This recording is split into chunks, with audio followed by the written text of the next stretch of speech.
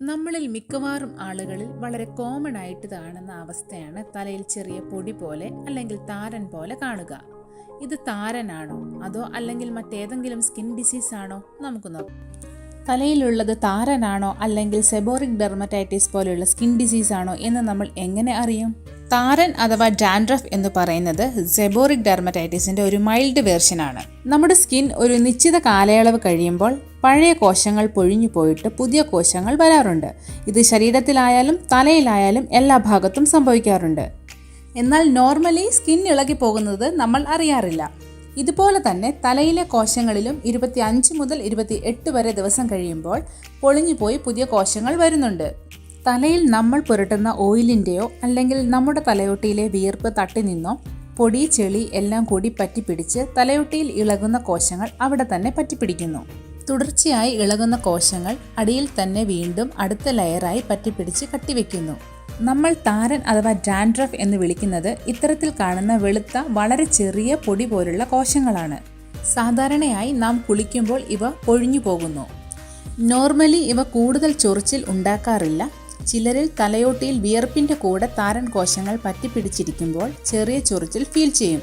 അതല്ലാതെ നോർമലി താരൻ വലിയ കോംപ്ലിക്കേഷൻസ് ഉണ്ടാക്കാറില്ല.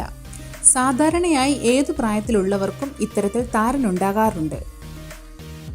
നമ്മുടെ നാട്ടിൽ കിട്ടുന്ന ഏതെങ്കിലും ക്ലെൻസിങ് ഏജൻറ് ഉപയോഗിച്ച്, അതായത് മൈൽഡ് ഷാംപൂ, മുട്ടയുടെ വെള്ള നന്നായി പതപ്പിച്ച് തേച്ചാലോ, ചെമ്പരത്തി താളി തേച്ചാലോ, അല്ലെങ്കിൽ അങ്ങാടിക്കടയിൽ കിട്ടുന്ന ചീവയ്ക്കാപ്പൊടി തേച്ചാലോ, പയറുപൊടി നന്നായി വെള്ളത്തിൽ പതപ്പിച്ച് തേച്ചാലോ, അതുമല്ലെങ്കിൽ ഉലുവ കുതിർത്ത് അത് നന്നായി അരച്ച് തലയിൽ പുരട്ടിയാലോ, തൈരിൽ അല്പം ചെറുനാരങ്ങ നീരും കറ്റാർവാഴയും ചേർത്ത് നന്നായി തേച്ച് പിടിപ്പിച്ച് കഴുകി കളയുമ്പോൾ താരൻ നന്നായി പോകുന്നുണ്ട്.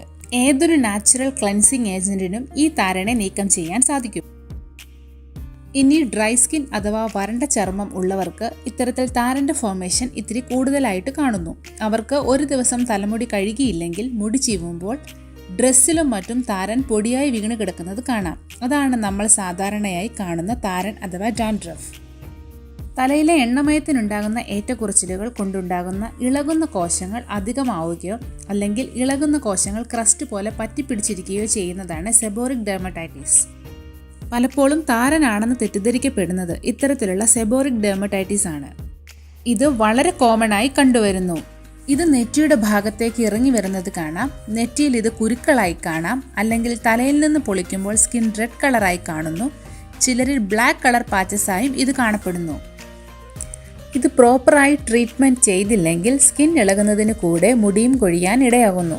തലയോട്ടി കൂടാതെ ഈ പ്രോബ്ലം നെറ്റി, പുരികം, മൂക്കിന് ഇരുവശങ്ങൾ, ചെവി, നെഞ്ചിൻ്റെ ഭാഗത്ത് കൂടാതെ ശരീരത്തിൽ എണ്ണമയം കൂടുതലുള്ള എല്ലാ സ്ഥലങ്ങളും സെബോറിക് ഡെർമറ്റൈറ്റിസ് ഉണ്ടാകാറുണ്ട്.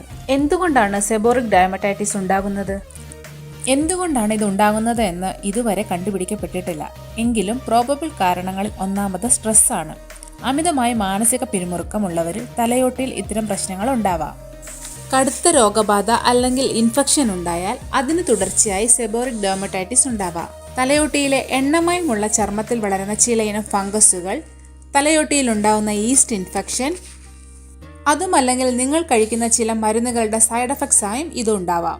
സെബോറിക് ഡെർമറ്റൈറ്റിസിന്റെ ഒരു പ്രത്യേകത, ഇത് വരാൻ സാധ്യത ഉള്ളവർ എത്ര ട്രീറ്റ്മെന്റ് എടുത്താലും പൂർണ്ണമായും ഇത് മാറാറില്ല. ലൈഫ് സ്റ്റൈൽ മോഡിഫിക്കേഷനിലൂടെയും ആഹാര രീതിയിൽ വരുത്തുന്ന മാറ്റങ്ങളിലൂടെയും ഒരു പരിധിവരെ ഇത് കൺട്രോൾ ചെയ്യാൻ സഹായിക്കും. ഡോക്ടറുടെ നിർദ്ദേശപ്രകാരം ശരിയായ രീതിയിൽ ട്രീറ്റ്മെന്റ് എടുക്കേണ്ടതും വളരെ അത്യാവശ്യമാണ്.